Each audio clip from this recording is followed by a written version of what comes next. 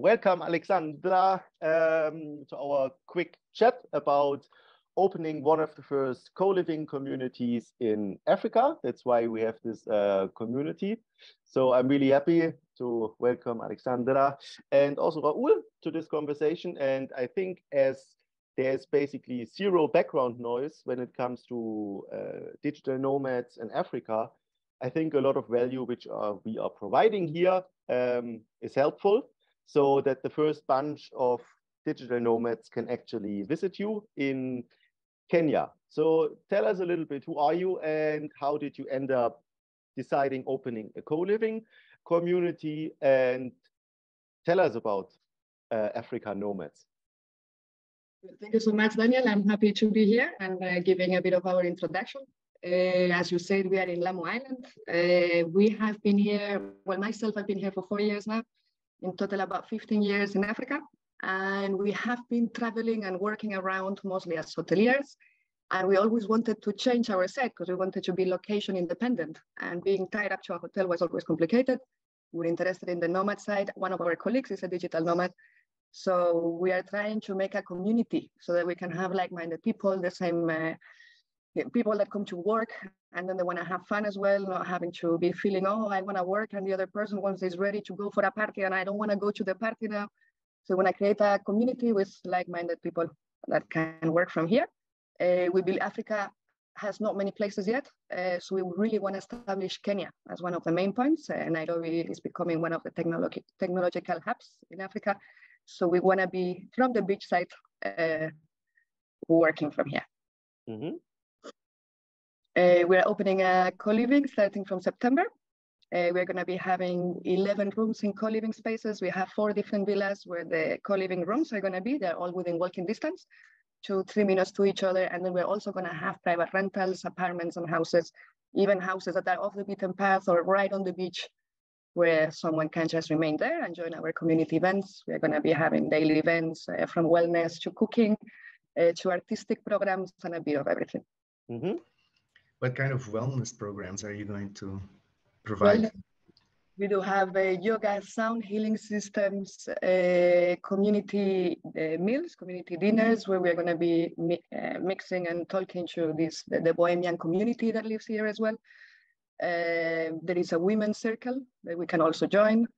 And in the women's circle, we do have a lot of get-togethers, get together for the full moon, etc., meditation, a bit of grounding our bodies.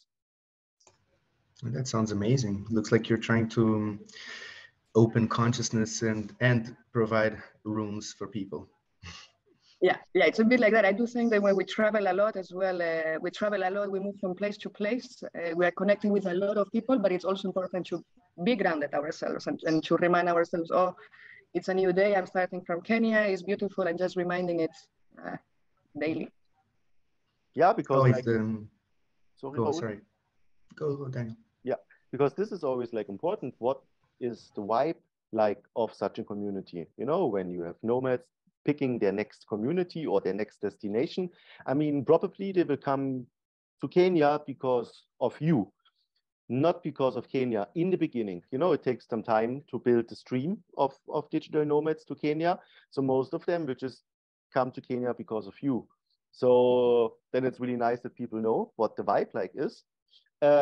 The other question is, how can they reach you? Like, how easy is it to go to Lamu Island? Kenya has a very good flight infrastructure. So from Nairobi to Lamu is just 1.5 hours by plane. We have about 5 daily flights. So it's also easy to leave the island for a getaway, for a weekend or for a safari. We are 20 minutes from other coastal destinations. Or from here to be on safari, you leave here after lunch, and in the afternoon you're in a safari camp. Mm-hmm. So the connections and the infrastructure is quite good for it. I heard something about a nomad safari once. I think it happened like last year, at the end of last year. In South Africa? Could be, yeah. Yeah. There is a team in South Africa that did I don't know if you're Nomad Safari or Nomad Safari will be called. I think it was organized by the man who is organizing the Nomad cruise, if I'm not mistaken, yeah. But You do now 6 weeks as a pop-up co-living. Let's call it a pop-up co-living. Are you looking for digital nomads who come specifically for the whole period, like 6 weeks, or can? We're going to start with programs. People can sign up per week, so they can do 1 week, 2 weeks, 3 weeks, 4 weeks, or 6 weeks. And then, of course, prices and the perks that ones gets better. The longer one stays, prices become better. There is more discounts and more activities included for those who stay longer. And I mean, we are also, why we are having this conversation and why we are putting so much effort into this co-living movement, I think, or at least this is what we saw here in Malta, when Malta started to attract remote workers actively. This was like 6 years ago. And I think you need to do a lot of promotion and also explain the city or the country to digital nomads before they understand. Maybe they heard about Malta, it's hot here, we have sometimes no power, it's corrupt, you know, all those things which you need to explain. No, actually it's not like this. And this, of course, takes some time. So I also then, of course, encourage you to do the storytelling, showing the everyday life. But how is the infrastructure? Like, because I mean, nomads need fast internet, and probably this is the first question they might have. How fast is the internet?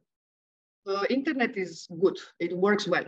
We always have data which also works even in the safari, in the middle of it, in the bush. You can just connect to the data. A data package is about $20 for 90 gigabytes. So every time that there is a problem on your call, you can switch off to your data plan. That's the SIM card, the SIM card network. But then in the places that is Wi-Fi is reliable, is good. What we do is we have the data backup for when there is a power cut or something like that, which are not often. It happens from time to time, of course, but it's reliable. Most of it is reliable. It's all part of the adventure, I guess. Part of the adventure. Yeah. We would recommend it for people that needs heavy loads of internet and calls all day long. It can be complicated. But if someone has a slow life, that you can be online and all of that works well. There is no, it's just for those that need heavy internet, might be still a challenging destination. But this is just because you picked this particular island, probably in Nairobi. Oh, in Nairobi is much faster. Nairobi works perfectly fine. It's a very modern city, amazing infrastructure, live music, restaurants, groceries. You can find absolutely everything. Here as well, you can find all the food that you want to and groceries, etc. What we don't have here, there is very good systems that work within the country. We can bring it from another town, but we have absolutely everything here. There is no real need, but internet in Nairobi is much better, definitely, as a capital city. And how is the nightlife in Lamu? Nightlife is good, but it's not the party island. I do remember my first time in Malta was when I was 16 years old. We did an English course or summer English learning course, and it was more party. That's how I learned English. It worked. It worked well. Lamu is, we do have nice events. We have nice artists that come in and things that are organized, but it's not the heavy party island. We do have parties that we organize amongst ourselves. The people that live here, we get together. And then from time to time, there is a couple of times a month, 3-4 times a month, there is good parties as well. And how is the expat community there? Are there a lot of foreigners living there? There is quite a big expat community. A lot of the artistic and bohemian people have moved to Lamu within Kenya. They are coming to Lamu, which makes it quite nice. So we have quite a community of people that are a bit mixed into everything. So it's good. It's so how many people are there on this island? We're a total of 10,000 people between the islands. Here in the town, the main town, I would say we're maybe 3,000 people. So it's still a very small town. But it's a big area, right? It looks like it's a big area. Yeah. To Kielawa, there is 7 islands around. But well, this one is the biggest one. Most of the people live here in the main island. Any beautiful attractions there? We do love going skiing. Nature. We do have amazing natural places. We have marine parks where to go snorkeling. It's very beautiful. We love seeing the sunset. There is fishing. There is no cars in Lamu Island, so that is a very interesting fact.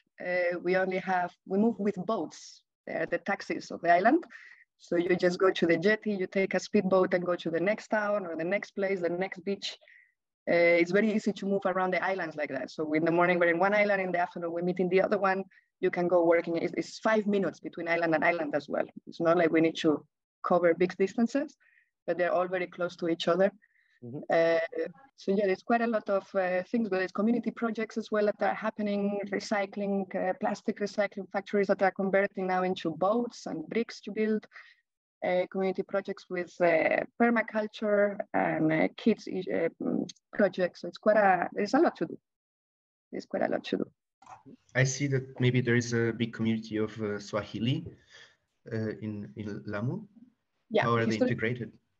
The Swahili community is obviously the local. I guess the expats. How is the integration between with the people here?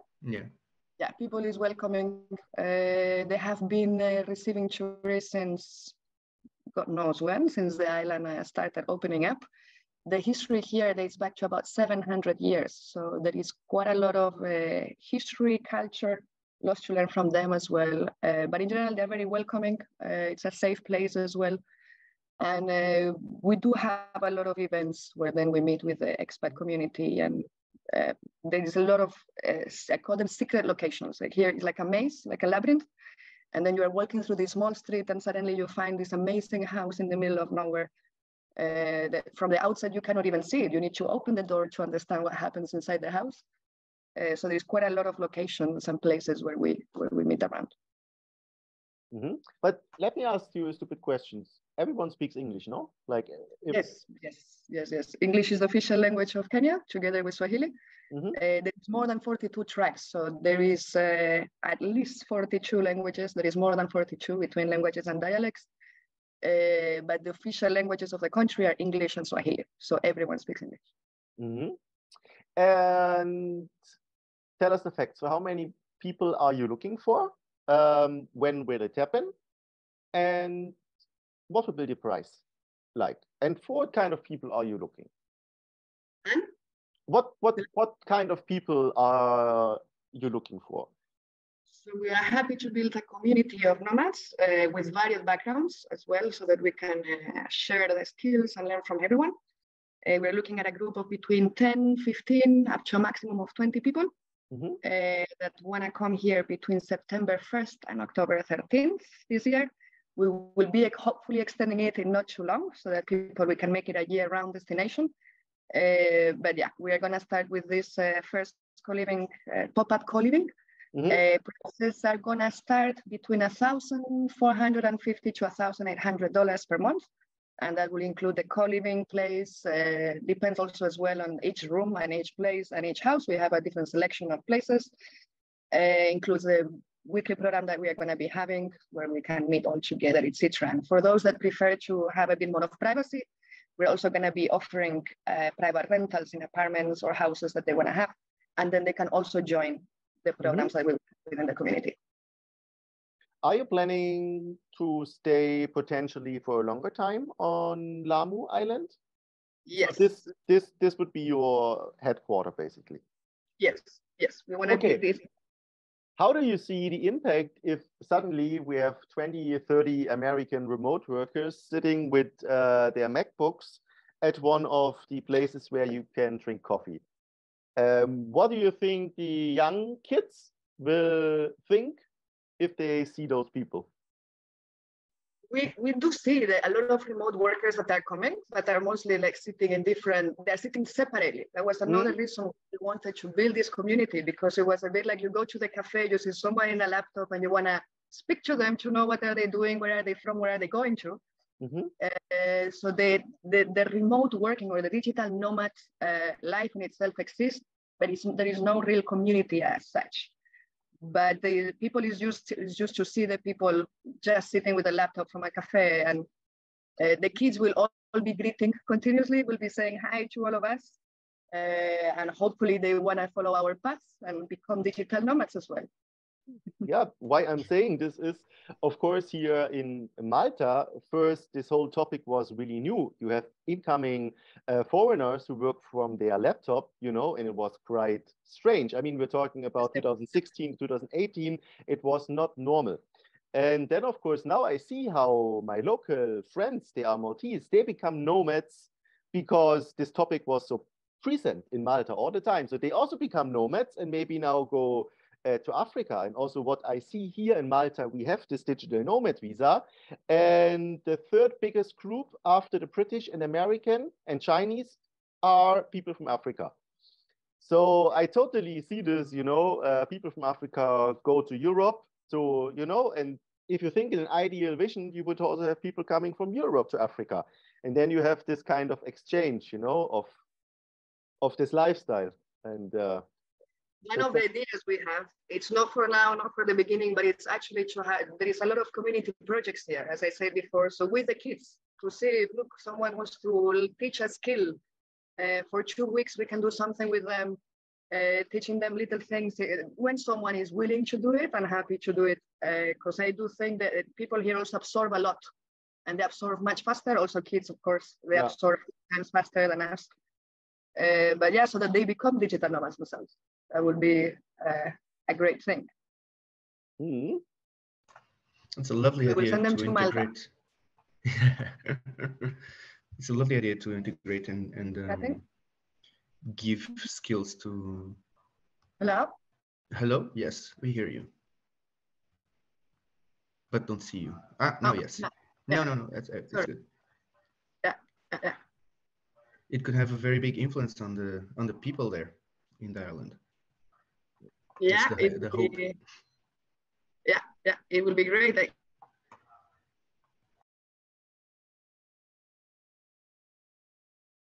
We're trying to precisely this year as well have cultural exchanges. It's not only about skill sharing, but a lot about learning about cultures. I've been 15 years in Africa, and I've learned so much by learning from each different country as well.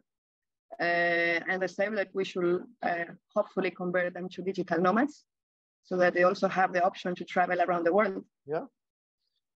A lot of people love to travel or love the idea of traveling. It's just the means are not there, or the way is strategic of saying how do I become a digital nomad, or the skills are still not there, but they're slowly coming up. There's also a big community in Nairobi of remote workers.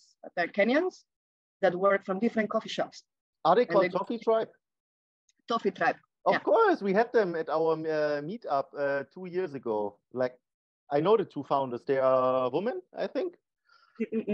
Yeah. They're based in we Nairobi. We know them, they know us. So probably it makes sense also, you know, to speak to them, because in the end, we're always stronger, because what we are doing here is growing exponentially, and there will be enough cake for everyone. And Toffee Tribe, interesting.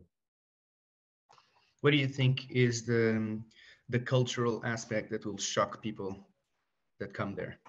Is there going to be a cultural shock there that maybe probably they want it? You know? It depends on where are you coming from. If you are coming from Germany, you will have issues with the times. When someone tells you the shop is opening at 8, maybe it's going to happen at 8:30.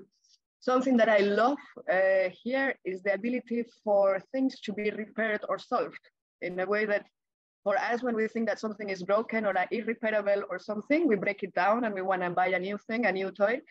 And here you will see someone that can repair a flip-flop 5 times and 30 times. And this is not only with flip-flops, but with absolutely everything.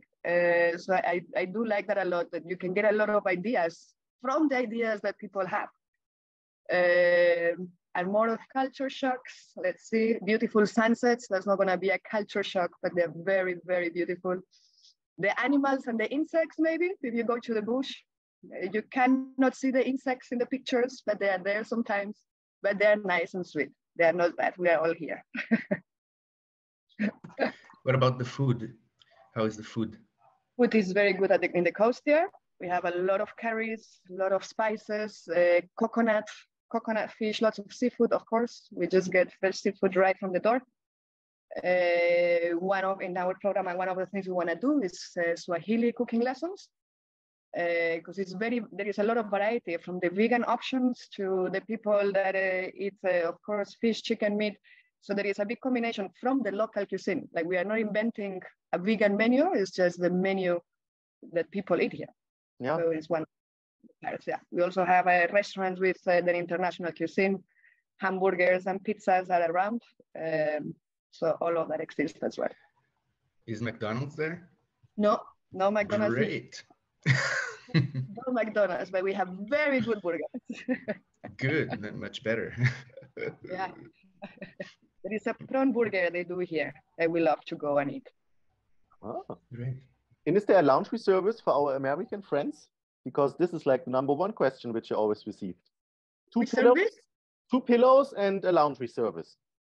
And a laundry service, yes. We do have laundry service as well. Okay, so Americans, you're also welcome. You're all welcome. Yeah. We can give you 2 pillows as well as helping with the laundry. Nice. And how is the winter there? So winter is right now. As you can see, it's very cold. Winter is this season right now. It's our rainy season. It's actually raining right now. I'm not quite sure if you can hear it on the background. But this is winter. It's still very hot in Nairobi. It's a bit colder. They're much higher, but it doesn't go below the 23 degrees, 23, 22. That's where maybe at night down to 18. That would be the winter. Damn, in the summer?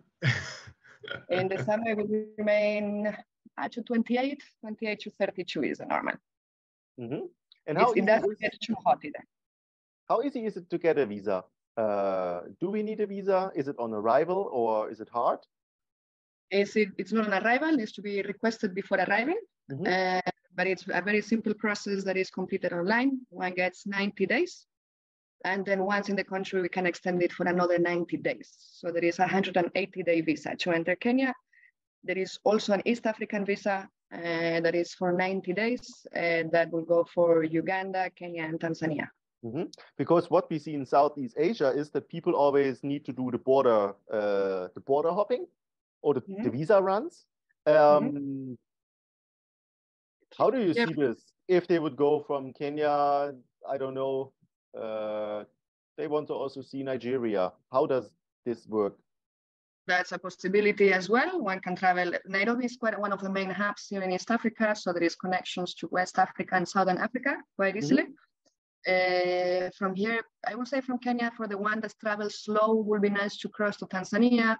For a visa run, we will say Ethiopia, but for 180 days is not needed. If someone is to do a visa run from Nairobi, one can take a flight for 1 hour to Ethiopia and come spend the day there, go for lunch, come back.